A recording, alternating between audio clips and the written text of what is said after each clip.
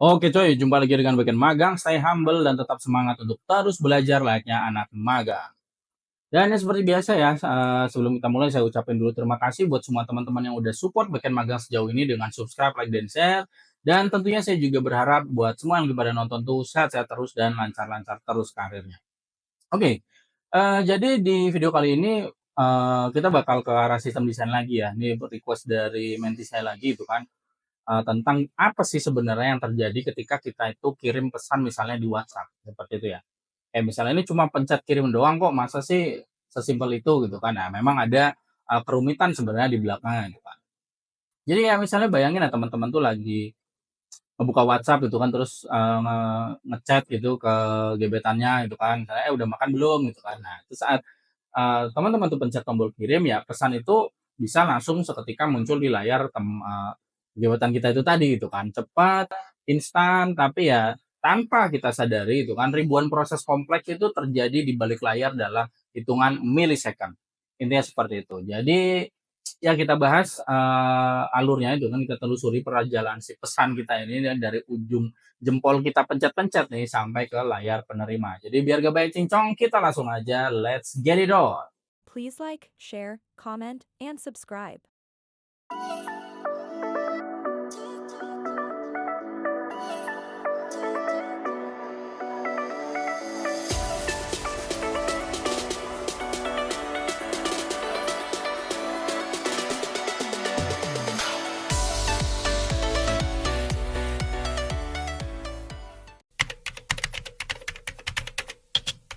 Nah, yang pertama itu ya tentunya dari UI ke API-nya dulu gitu kan. Analoginya ya si pesan WhatsApp itu ya sebenarnya ya sama aja kayak surat pada umumnya gitu kan, cuma kita nggak ngantar sendiri. Dan di situ kita tuh kayak pakai jasa kurir yang dia tuh larinya atau proses pengirimannya tuh super cepat seperti itu dan ya terlatih juga gitu kan. Jadi saat kita misalnya ketik pesan gitu kan, terus kita tekan tombol kirim gitu kan ya, terjadi beberapa proses yang nyaris tidak disadari gitu kan, apalagi untuk orang yang non teks seperti itu. Jadi ya gampangannya gini ya, kan teks pesan itu diambil dari input di inbox yang kita isi gitu kan. Inbox lagi, input box, sorry, inbox. Dari input box ya, maaf teman-teman ya. Jadi teks pesan itu diambil dari input text box itu yang kita isi. Terus nanti si WhatsApp itu bakal nambahin metadatanya ya, seperti kayak ID pengirimnya gitu kan, terus ID penerimanya, ataupun ya intinya nomor-nomor user yang untuk sebagai identifiernya lah. Terus misalnya ada timestampnya untuk waktu pengiriman gitu kan, terus tipenya apakah ini teks, apa ini gambar, apa ini audio dan sebagainya. Jadi seperti itu. Nah, semua ini tuh dikemas di sebuah message object gitu kan ya. Misalnya formatnya bisa JSON gitu kan biar lebih manusiawi dan mudah dibaca ataupun bisa bentuknya protobuf gitu. Supaya lebih ringkas gitu dan efisien buat dikirim lewat jaringan. Tapi tentunya kalau dari client side atau dari aplikasi nih untuk teman-teman yang bukan tech ya, dari client side tuh dari mode aplikasinya itu untuk sampai ke belakang sistemnya atau back end-nya itu ya pasti lewat API dulu gitu. Sorry buat lewat API tapi lewat JSON dulu.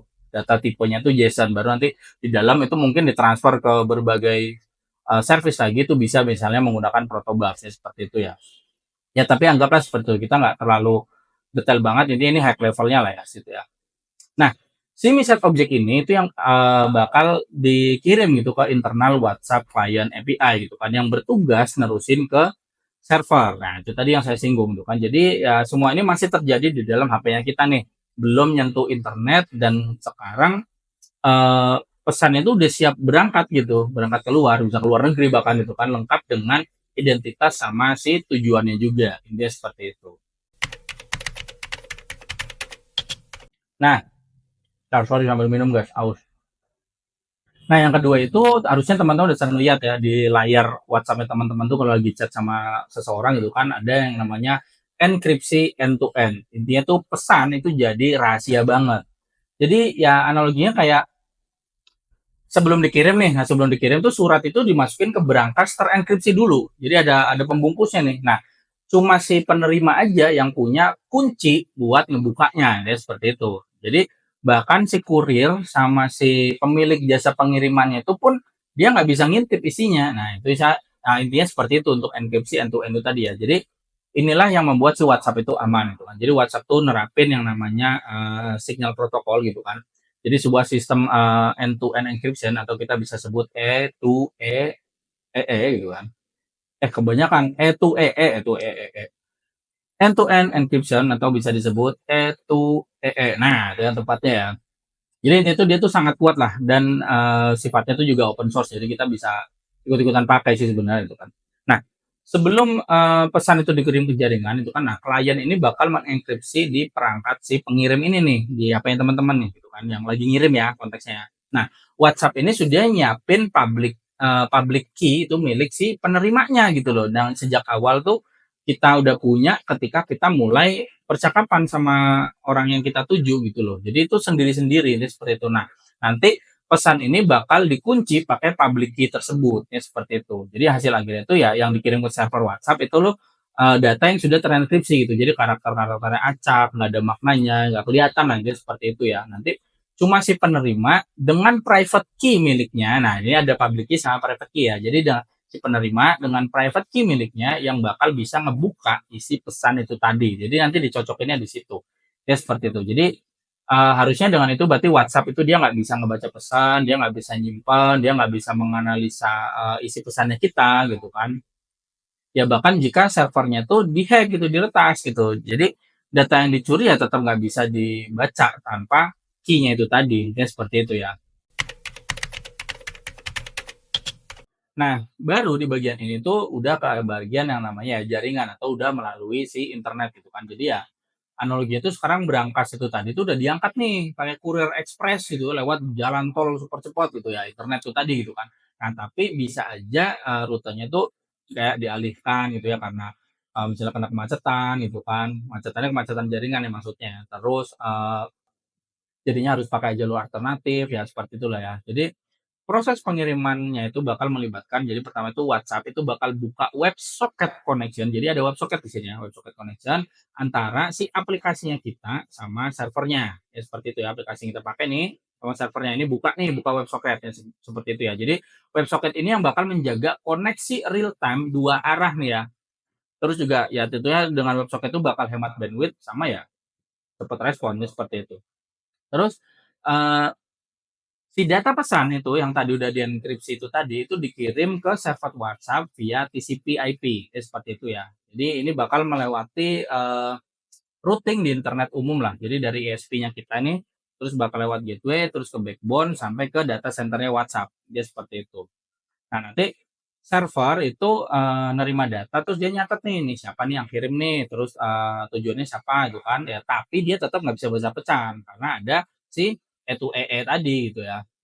Nah, disinilah prinsip penting dari networking terjadi gitu kan ya, latensi rendah, terus throughput yang optimal gitu kan, retry kalau ada paket loss gitu kan, dan sistem global dengan ya failover tentunya, dia seperti itu.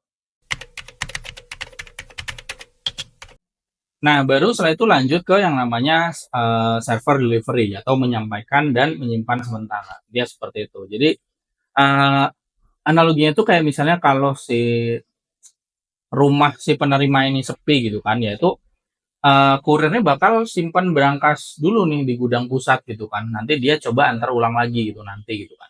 Tapi dia nggak pernah buka isi si surat itu, ya seperti itu. Jadi proses ini tuh bakal apa ya? Di situ memperlihatkan bagaimana WhatsApp ini mengelola delivery reliability, ya seperti itu ya. Jadi kalau penerimanya lagi online, ya server WhatsApp langsung push pesannya itu ke si perangkat tujuannya lewat WebSocket seperti itu. Tapi kalau dia lagi offline, misalnya HP-nya mati, sinyalnya hilang, lagi nggak connect lah intinya ke WebSocket gitu kan, ya maka server ini bakal nyimpan sementara pesannya dalam bentuk yang transkripsi tadi gitu kan. Terus WhatsApp bakal mencoba push berkala, mencoba kirim berkala gitu kan sampai nantinya sukses ya seperti itu. Jadi kalau nantinya pesan itu berhasil dikirim ke perangkat si penerima itu kan ya berarti nanti si server tinggal menghapus salinannya ya seperti itu ya. Jadi apa ya? Setahu saya itu karena WhatsApp itu dia nggak pernah nyimpan arsip pesan di server gitu. Jadi ini bentuk dari sebenarnya itu kayak beban ringan lah, lightweight gitu, lightweight reset queue seperti itu ya, antrian pesan gitu. Antrian pesan dengan beban yang ringan atau istilah uh, tag-nya pakai bahasa Inggris dengan lightweight reset queue ya seperti itu ya. Jadi bukan seperti kayak kalau kita pakai apa sih namanya tuh nggak tahu lagi. Bukan seperti kayak kita pakai Kafka gitu loh. Tapi ini tuh cukup buat ya skenario real time sama ya mobile latency itu udah cukup. Jadi seperti itu ya. Nah, selanjutnya itu adalah bagian penerimaan gitu kan atau ya pesannya udah diterima terus nantinya bakal didekripsi. Jadi seperti itu.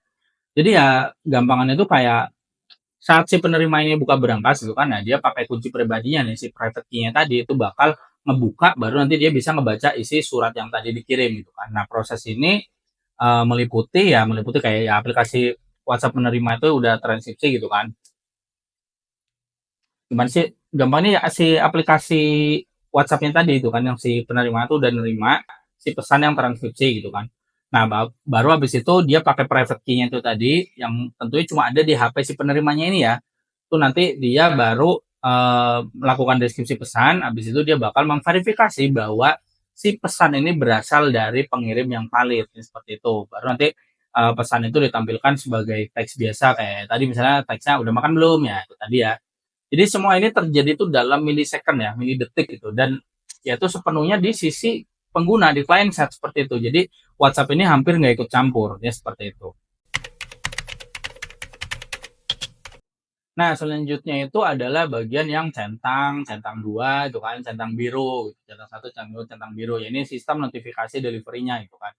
Jadi itu kayak intinya sih kurir itu selalu update gitu loh. Jadi centang 1 tuh udah dibawa, centang 2 tuh udah sampai, centang 3 udah dibaca sama orangnya. Jadi seperti itulah ya. Harusnya teman-teman ngerti lah ya. Jadi kalau secara teknisnya, kalau secara teknisnya itu kan sistem tanda centang di WhatsApp itu adalah bentuk sederhana dari acknowledgement protokol, ya seperti itu. Jadi centang 1 itu berarti kan, server WhatsApp tuh sudah nerima pesan dari pengirim, udah ditaruh di servernya nih. Baru habis itu centang 2 berarti perangkatnya nih, device-nya si penerima, itu udah nerima pesan dari si pengirim. Nah, nanti kalau udah yang centang biru, centang 2 biru gitu, berarti ya pesannya udah dibaca sama si penerima. Jadi biasanya saat aplikasi itu dibuka, terus percakapannya dimulai atau dibuka itu, nanti dia udah connect lagi ke soketnya secara penuh, ini seperti itulah. Ya ini bisa disamain dengan kayak ACK lah di TCP/IP gitu ya, yang kalau di sini dalam konteks aplikasi layer ya sebagai ya indikator untuk ya indikator visual lah untuk si user, ini seperti itu. Ya intinya dalam 1 detik kita misalnya pas kirim pesan gitu kan, lagi apa nih gitu kan ya. Tapi sebenarnya itu adalah hasil kerjasama dari UI, dari API, dari enkripsi, dari jaringan juga, routing server, queue system atau antrian sistem gitu kan, terus juga ya ada notifikasi visualnya seperti itulah ya. Jadi ini dunia kompleks yang kita nggak pernah lihat gitu kan, tapi ya kita bisa rasakan setiap hari. Kalau ya visualisasi singkatnya ya, visualisasi, sorry. Visualisasi singkatnya ya, gampangannya berarti ya ketik, enkripsi, kirim ke server, dari server kirim ke penerima, di penerima di deskripsi, baru nanti bisa dibaca. Dia seperti itu. Dan teknologi yang terlibat apa aja sih Bang? Ya kalau kita udah jelasin tadi ya, udah disinggung-singgung gitu kan, ya berarti yang pertama adalah signal protokol, itu yang si E2EE, E2EE tadi ya, E2EE encryption. Terus tentunya ada WebSocket, itu buat real-time communication-nya. Terus ada message queuing itu kan, kalau penerimanya itu lagi offline, jadi diantriin dulu pesannya, nanti berusaha di push terus sampai akhirnya eventually datanya itu bisa eventually delivered ya seperti itu. Terus ada ya network routing gitu kan dan load balancer itu server di WhatsApp-nya. Terus baru nanti ada client side API sama decoder buat proses ya decrypt sama render pesan. Intinya seperti itu. Jadi ya simpelnya ya setiap kamu kirim pesan ke gebetan gitu ya, ya tadi lagi apa, itu udah makan belum gitu kan. Itu bukan cuma sekedar teks, tapi hasil kerjasama enkripsi yang canggih, terus jaringan yang real time gitu kan, serta ya protokol keamanan dan ya server yang tentunya kelas dunia. Jadi seperti itu. Semua bekerja diam-diam di balik layar. Bahkan ya cuma butuh 0,3 detik lah, tapi ratusan sistem itu udah terlibat. Intinya seperti itu sih ya.